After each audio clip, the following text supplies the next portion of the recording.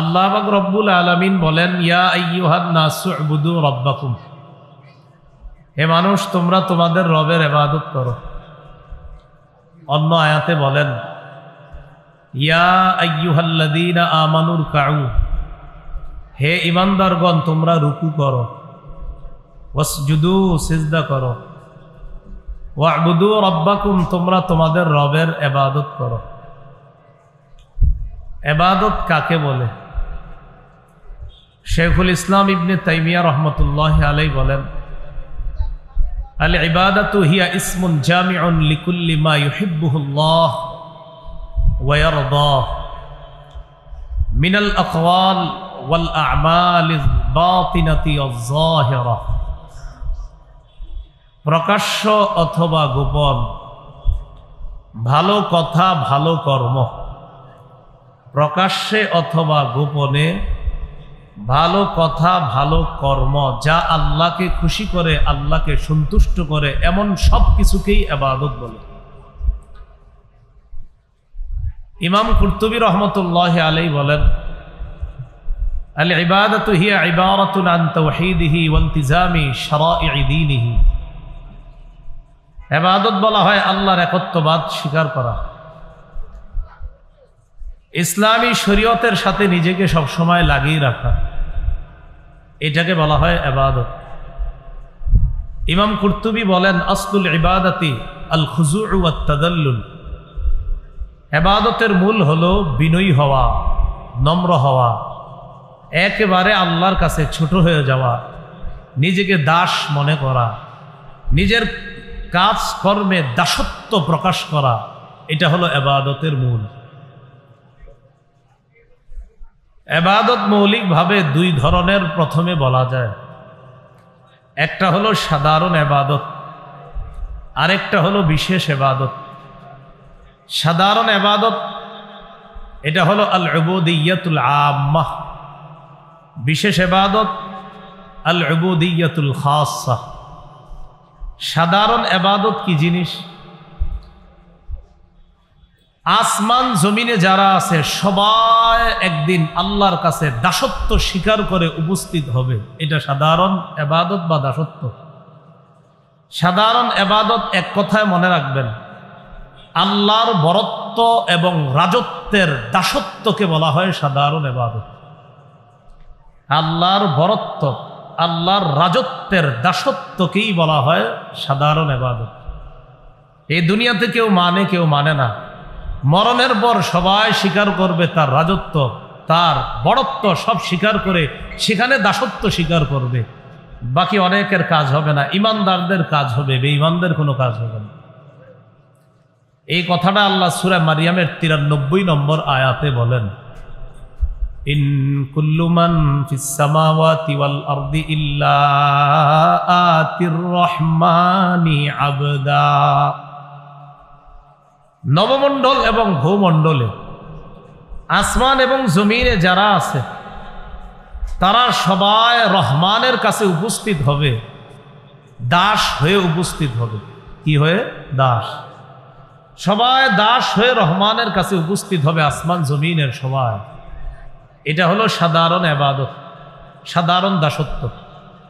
আরেকটা হলো বিশেষ ইবাদত, সেটা হলো ইচ্ছা এবং আল্লাহর মহব্বতে আল্লাহর ইবাদত করা, এটা হলো বিশেষ ইবাদত। এটা সবাই করে না, এটা আল্লাহর বিশেষ বান্দারাই করে।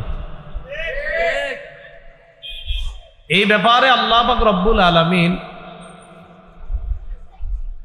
সূরা জুমারের 17-18 নম্বর আয়াতে বলেন, ফাবাশশির ইবাদিল্লাযীনা ইসতামিউনাল কাওলা ফায়াত্তাবিউনা আহসানা।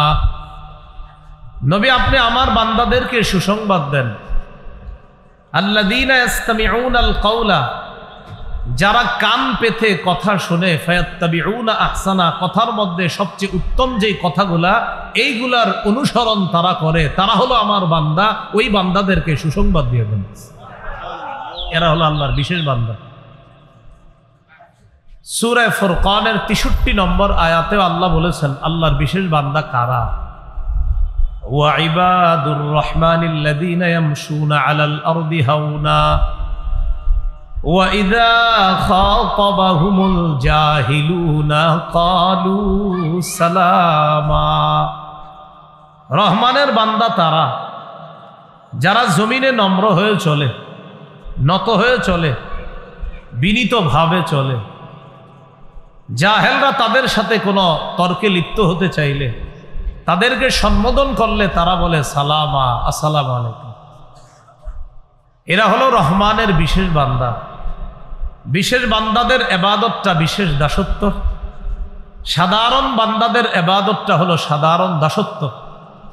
তো ওই দাসত্বটা হবে, সাধারণ দাসত্বটা হবে কিয়ামতের ময়দানে সবাই আল্লাহর দাস হয়ে উপস্থিত হবে। কিন্তু সেদিন যারা আল্লাহকে আল্লাহ মানত না দুনিয়াতে, তারা যদিও সেদিন নত হবে, স্বীকার করবে আপনার রব, কিন্তু লাভ হবে না। এই হলো আপনার এবাদতের অর্থ, এবাদতের ব্যবহার কোরআনের মধ্য থেকে জানলাম। হাদিসের মধ্যে এবাদতের অনেকগুলা কথাই পাওয়া যায়। এর মধ্যে উল্লেখযোগ্য কিছু কিছু শব্দ পাওয়া যায়, যেই শব্দ রাসূলুল্লাহ সাল্লাল্লাহু আলাইহি সাল্লাম শব্দগুলা বলছে আর এটার দ্বারা এবাদতের অর্থ উদ্দেশ্য নিয়েছে। নবীর একজন সাহাবী নাম নু'মান ইবনে বশীর রাদিয়াল্লাহু তাআলা, তার থেকে একটা হাদিস আছে। ইমাম বুখারী রহমতুল্লাহি আলাইহি আল আদাবুল মুফরাদ নামক কিতাবের মধ্যে হাদিসটি এনেছেন। আনিন নু'মান ইবনে বশীর রাদিয়াল্লাহু তাআলা আনহু قال قال رسول الله صلى الله عليه وسلم الدعاء هو العبادة। রাসূলুল্লাহ সাল্লাল্লাহু আলাইহি সাল্লাম বলেন, দোয়া করাটাই ইবাদত। দোয়া করি না আমরা, দোয়া করাটাই ইবাদত। তাহলে হাদিসের মধ্যে দোয়াকেও নবীজি ইবাদত বলেছেন। সহিহ মুসলিমের বর্ণনা, তিরমিজি শরীফেও আছে 2201 নম্বর হাদিস। এই হাদিসের বর্ণনাকারী মাকিল ইবনে ইয়াসার রাদিয়াল্লাহু তাআলা।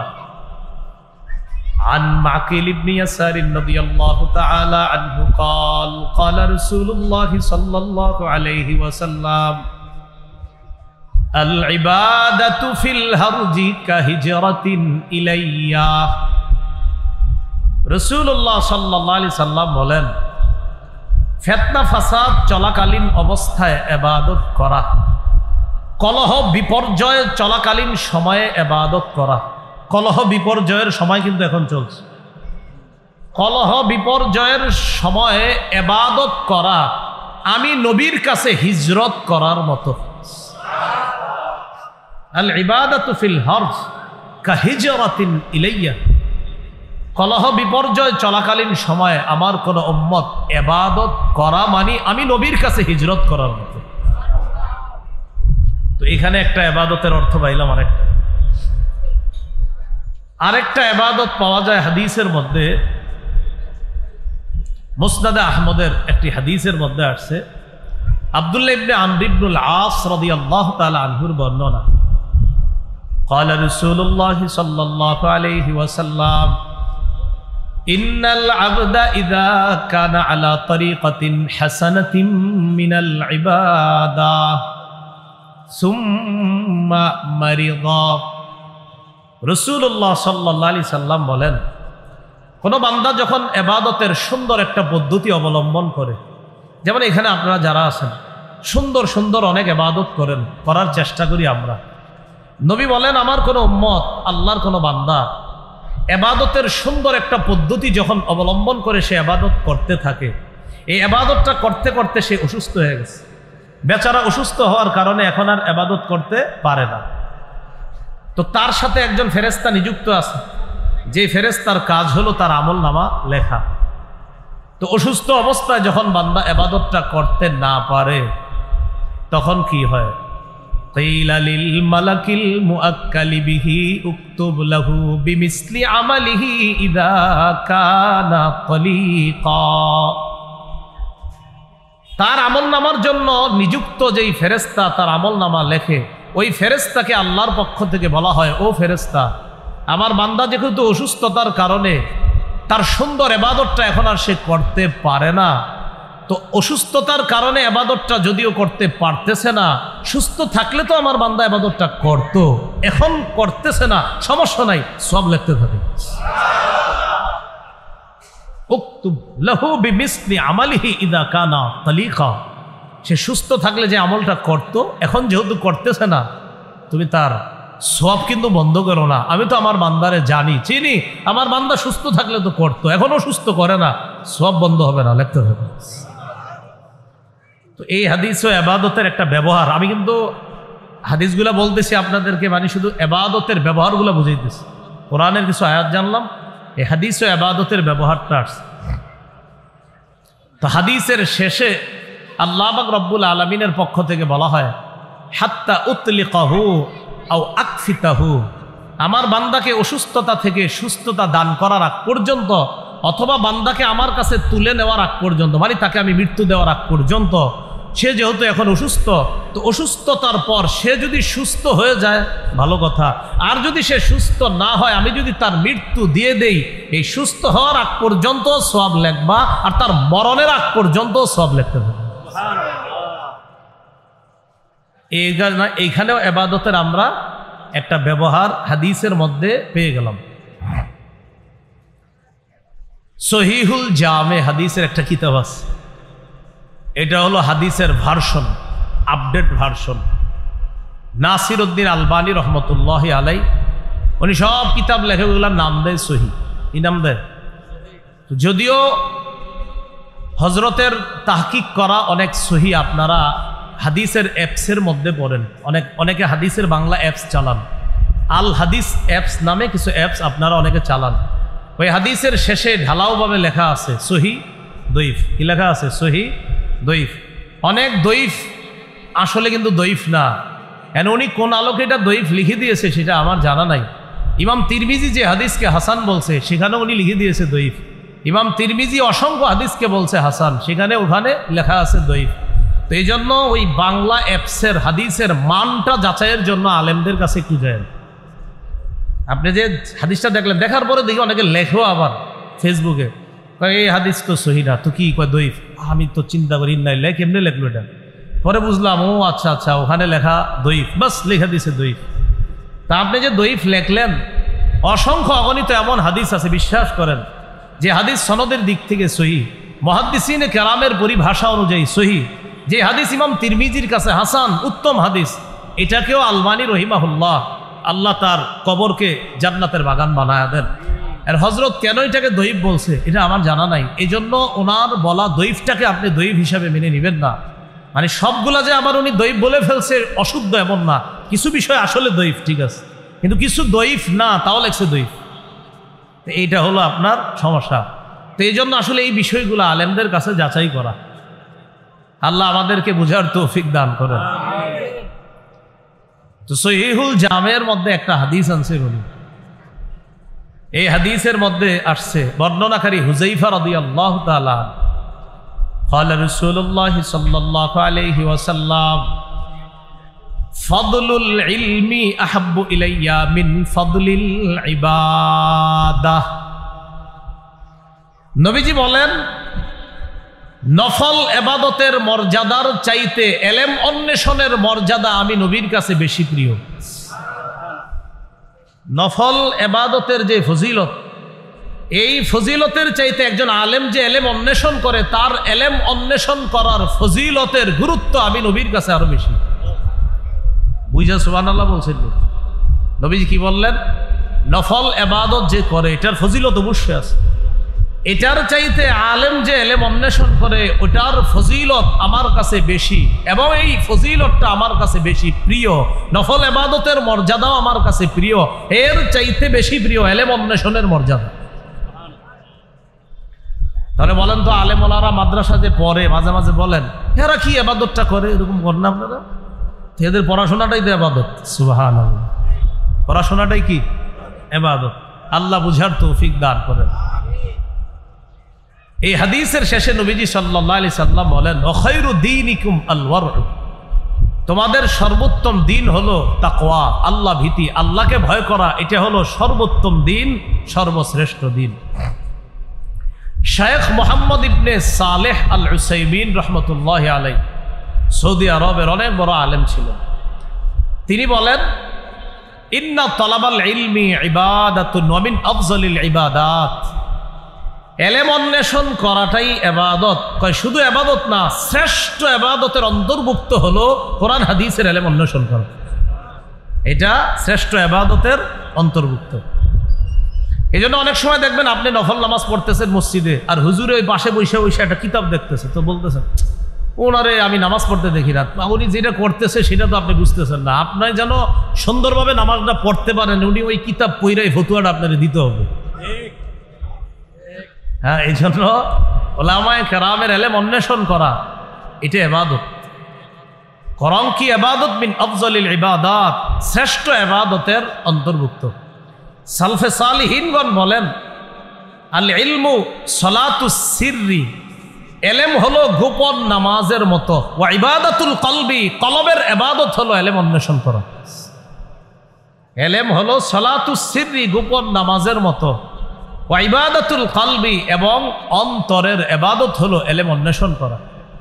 তো যাই হোক, আমি এগুলা বলা উদ্দেশ্য না। উদ্দেশ্য হলো রসুল এই হাদিসের মধ্যে এবাদতের প্রয়োগটা আনছেন, এবাদতের ব্যবহারটা এই হাদিসে আছে, এই জন্য আমি এটা বললাম।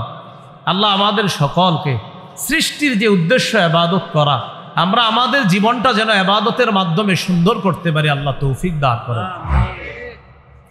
এবাদত কিছু আছে প্রকাশ্যে, কিছু আছে গোপনে। আজকে ফজরের নামাজ পড়ছেন, জোহর পড়েছেন, আসর পড়েছেন, মাগরিব এশা পড়েছেন, এগুলা প্রকাশ্য এবাদত, এবং এটা প্রকাশ্যেই করবেন। এই জায়গায় আবার আপনি এরকম পীর সাইজেন না যে আসলে মানুষ দেখবে বলে আমি মসজিদে গিয়ে নামাজ পড়ি না, বিষয়টা কিন্তু এমন না।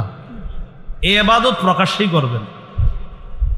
হজ করা ইবাদত, এটা প্রকাশ্য ইবাদত। আপনি আবার এটা বললেন না এখানে লাখ লাখ মানুষ আমাকে দেখে ফেলবে তাই আমি কাবার সামনে যাই না। প্রকাশ্য ইবাদত যেটা আল্লাহ বলছে প্রকাশ্যে করার জন্য, সেটা প্রকাশ্যে করাই নিয়ম। কিছু ইবাদত আছে গোপনে করা। আজকে আপনাদের সামনে গোপন ইবাদতের ব্যাপারে কিছু কথা বলবো, খুব মন দিয়ে শুনবেন। প্রকাশ্য ইবাদতগুলো তো আমরা করব, পাশাপাশি গোপন ইবাদতগুলো আমরা বাড়ানোর চেষ্টা করব ইনশাআল্লাহ। গোপন ইবাদতের ব্যাপারে ভূমিকায় দুইটা কথা শুনি, এরপর মূল আলোচনায় ঢুকি। ওমর ইবনে আব্দুল আজিজ রহমতুল্লাহ আলাই, নাম শুনছেন? 99 হিজরিতে তিনি খলিফা হয়েছেন, শাসক হয়েছেন। 101 হিজরিতে তিনি ইন্তেকাল করেন। 2 বছর 5 মাস তিনি শাসন ক্ষমতায় ছিলেন। সারা দুনিয়ারে শিখাইয়া দিছে ইনসাফ কারে কয়, ন্যায় বিচার কারে কয়। শাসন ক্ষমতায় অধিষ্ঠিত হওয়ার আগে বছরে তার ইনকাম ছিল 40,000 স্বর্ণ মুদ্রা। শাসন ক্ষমতায় বসার পর মাত্র 400 দিনার স্বর্ণ মুদ্রা রাইখা বাকি সব রাষ্ট্রীয় কোষাগারে দান করে দিছে। তারা ক্ষমতায় বসার আগে ছিল ইনকাম, ক্ষমতায় বসার, আবার বলেন, ক্ষমতায় বসার আগে ছিল ইনকাম। তাহলে ক্ষমতায় অধিষ্ঠিত হওয়ার আগেই তাদের কোটি কোটি টাকা ইনকাম ছিল, মানে মসনদে বসার আগে ছিল কোটি কোটি টাকা ইনকাম, আর বসার পর সব দান করে দিচ্ছে। শুধু কি দান করছে, ইন্তেকালের পর ঘরের মধ্যে সামান্য কিছু ছাড়া আর কিছুই তালাশ করে পাওয়া যায় না। এই ছিল আগের দিনের শাসকদের অবস্থা। ওমর ইবনে আব্দুল আজিজ রহমতুল্লাহ আলাই ক্ষমতায় বসার পর প্রতি শুক্রবার জুমার দিন মিম্বরে দাঁড়ায়া গুরুত্বপূর্ণ একটা কথা বলতেন, এরপর খুতবা দিতেন। বিসমিল্লাহ, আল্লাহুম্মা লাকাল হামদু ওয়া লাকাশ শুকর। তিনি মিম্বরে দাঁড়িয়ে বলতেন, ইয়া আইয়ুহান নাস আসলিহু আখিরাতাকুম ইউসলিহিল্লাহু লাকুম দুনিয়াকুম। হে মানুষ, তোমরা তোমাদের আখিরাতকে সুন্দর করো, সংশোধন করো, পরিশুদ্ধ করো। আল্লাহ তোমাদের দুনিয়াটা সংশোধন করে দিবেন, দুনিয়া সাজায়া দিবেন। ওয়া আসলিহু সারাইরাকুম ইউসলিহিল্লাহু লাকুম আলানিয়াতাকুম। তোমরা তোমাদের ভিতরটা সুন্দর করো, কলবটা সুন্দর করো, আল্লাহ তোমাদের উপরটা পরিপাটি করে দিবেন। রাসূল সাল্লাল্লাহু আলাইহি সাল্লামের একজন সাহাবী নাম জুবাইর ইবনুল আওয়াম রাদিয়াল্লাহু তাআলা, তিনি বলেন, মান ইসতাতাআ মিনকুম আন তাকুনা লাহু খাবিআতুম মিন আমালিন সালিহিন ফালইয়াফআল। তোমাদের কেউ যদি গোপন ইবাদতের সুযোগ পাও, তোমাদের কেউ যদি নফল ইবাদত গোপনে করার অনেক সুযোগ পাও, সেজন্য সুযোগটা কাজে লাগায়, প্রচুর পরিমাণে যেন গোপন ইবাদত করে। আবু হাজেম রহমতুল্লাহি আলাইহি বলেন, উকতুম হাসানাতিকা আশাদ্দা মিম্মা তাকতুমু সাইয়্যাতিক। তুমি তোমার গুনাহগুলা, তোমার দোষগুলা, তোমার ভিতরের খারাপ অভ্যাসগুলা যতটা গোপন করো, তার চাইতে বেশি তোমার গোপন নেক ইবাদতগুলা গোপন করবা। তুমি তোমার গুনাহগুলা অনেক গোপন করো, তুমি দোষগুলা কাউরে বলতে চাও না, তুমি যে একটা খারাপ এটা কাউরে বলতে চাও না, এটা যতটা গোপন করো, তোমার গোপন নেক ইবাদতগুলা যে করো এটা এর চাইতে বেশি গোপন করো। তো বলছিলাম ইবাদত একটা প্রকাশ্যে করি আর একটা গোপনে। প্রিয় মুসলমান ভাইয়ারা, এই ফিতনার যুগে গোপন ইবাদত, নফল ইবাদত যত বেশি করবেন তত আল্লাহর কাছাকাছি পৌঁছা যাবে ইনশাআল্লাহ। এই জন্য এই সময় আপনি গোপন ইবাদত বাড়ায় দেন, আল্লাহ তৌফিক দান করেন। গোপন ইবাদত বাড়ানোর উপায়, এবার আমি উপায়গুলা বলবো, এখন থেকে মূল আলোচনা শুরু হলো। এই উপায়গুলা মন দিয়ে শুনেন। গোপন ইবাদত বাড়ানোর উপায় কি? এক নাম্বার উপায়, অন্তরের ইবাদতে মনোযোগ দেওয়া। বলেন, কিসের ইবাদতে মনোযোগ দেওয়া? অন্তরের ইবাদতে মনোযোগ দেওয়ার অর্থ কি? একটু আমার সাথে বলেন। কলব থেকে গুনাহ বের করা, তাকওয়া তৈরি করা, এটা অন্তরের ইবাদত। গুনাহগুলা ভিতর থেকে বের করতে হবে, অন্তরে আল্লাহর ভয় ঢুকাইতে হবে, এটা অন্তরের ইবাদত। এই ইবাদতে মনোযোগী হতে হবে। ইমাম শাফি রহমতুল্লাহ আলাইহি বলেন, এই পৃথিবীতে তিনটা ইবাদত করা, আমল করা সবচেয়ে কঠিন। বলতে হবে আমার সাথে, কয়টা আমল করা সবচেয়ে কঠিন? ইমাম শাফি রহমতুল্লাহ আলাইহি বলেন, আশাদ্দুল আমালি সালাসা আল জুদু মিন কিল্লাহ ওয়াল ওয়ারউ ফি খালওয়া ওয়া কালিমাতু হাক্কিন ইনদা মাইয়ুরজা। ইমাম শাফি বলেন, পৃথিবীতে তিনটা কাজ করা সবচেয়ে কঠিন। এক নম্বর, আল জুদু মিন কিল্লাহ, টাকা পয়সা কম থাকলে দান করা খুব কঠিন। আপনার পকেটে টাকা পয়সাই নেই, এই মুহূর্তে আরেকজন কয় স্যার কিছু দেন, আসি 5 টাকা, 2 টাকা দিয়ে দিমু, আর থাকে 3 টাকা, এটা দেওয়া খুব কঠিন। টাকা কম থাকলে দান সদকা করা খুব কঠিন। 2, ওয়াল ওয়ারউ ফি খালওয়া, নির্জনে আল্লাহকে ভয় করা খুব কঠিন। নির্জনে আল্লাহকে ভয় করা খুব কঠিন। এখানে যারা আছি আমরা সবাই, আমরা কিন্তু এই জায়গায় কেউ গুনাহ করতেছি না। এই জায়গায় কেমন যেন আমাদের সবার ভাব যে আমরা আল্লাহকে ভয় করি। আসলে সত্যি কথা, এখানে কেউ গুনাহ করতেছি না আমরা। কিন্তু ঘরে যান, দরজাটা বন্ধ করেন, আপনার মা নাই, আপনার বাবা নাই, আপনার আত্মীয় স্বজন কেউ নাই। দরজাটা বন্ধ করার পর রুমে আপনি একা আছেন, ডানে বামে ইলেকট্রনিক মিডিয়া আছে, মোবাইল আছে, ল্যাপটপ আছে, কম্পিউটার আছে। ইবলিস কয় নাটকটা দেখলে কোনো সমস্যা হবে না, একটু দেখো। ওই মুহূর্তে আল্লাহকে ভয় করা খুব কঠিন। ওয়াল ওয়ারউ ফি খালওয়া, নির্জনে আল্লাহকে ভয় করা খুব কঠিন। এটা হলো 2 নম্বর। 3 নম্বর, ওয়া কালিমাতু হাক্কিন ইনদা মাইয়ুরজা, যার কাছে কিছু আশা করা হয় তার সামনে হক কথা বলা খুব কঠিন। যার কাছে কিছু আশা, সুদখোরের কাছে আপনি আশাবাদী, এই বেটা সুদের টাকা পকেটে নিয়ে আপনার কাছে আসছে, আসার পর কয় ভাই, মানুষে কয় আমার ব্যবসাটা নাকি হারাম। তো আপনিও শুনছেন, শোনার পর বললেন যে জামিয়া রহমানিয়া মাদ্রাসায় জিজ্ঞাসা করছিলাম, মুফতি সাহেবরা বলছে যে এইভাবে আপনার ব্যবসা করলে হারাম হয়, সুদ হয়। তা আপনি চিন্তা করলেন আমি যদি এটা বলি তাহলে হ্যাঁ আর আমারে কিছু দিবে না, পকেটে কিছু নিয়ে আসছে। আর যদি আমি বলি না না, মানুষ বললে হবে নাকি আপনি সুদি কারবার করেন, আপনার এটা পুরো ঠিক আছে, তখন পকেট থেকে বের করে কয় নেন কিছু খায়েন। ওয়া কালিমাতু হাক্কিন ইনদা মাইয়ুরজা, যার কাছে কিছু আশা করা হয় তার সামনে হক কথা বলা খুব কঠিন। বসে 100টা ভুল করলেও কয় আপনি ঠিক করছেন।